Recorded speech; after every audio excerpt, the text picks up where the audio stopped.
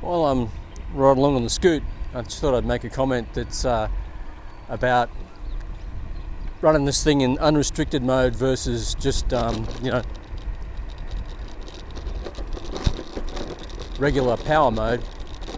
And I personally find that,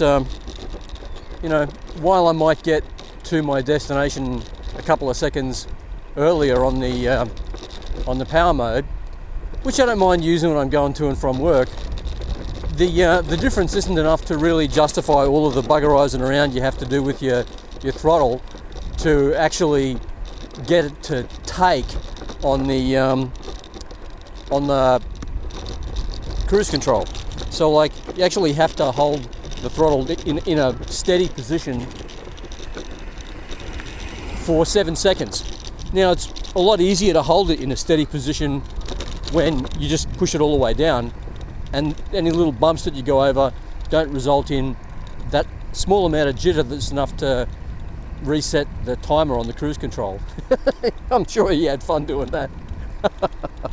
Anyway, so yeah, it makes for a very relaxing ride, and you don't actually have to really focus so intently on the road because, and by the way, this scooter's got good trail, so it's actually really, really stable.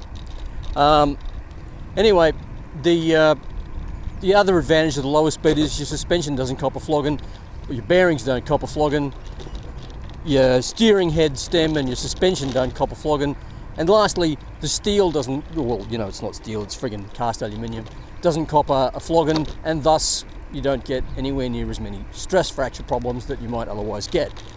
And it's still basically, a little bit enjoyable to ride. I can just set up for a corner,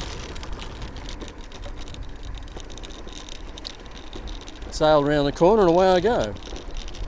And, I like being able to keep my back foot right pretty much over the back wheel, which really helps in terms of bumps. Like, the better the angle between the center of mass and the front wheel, the more it will just cruise over the bumps. Oh, there comes Des. And he didn't like my scooter. Thinks it's not natural. Lots of shit isn't natural. Like the clothes he wears, and the shoes, and the house he lives in, and the car he drives.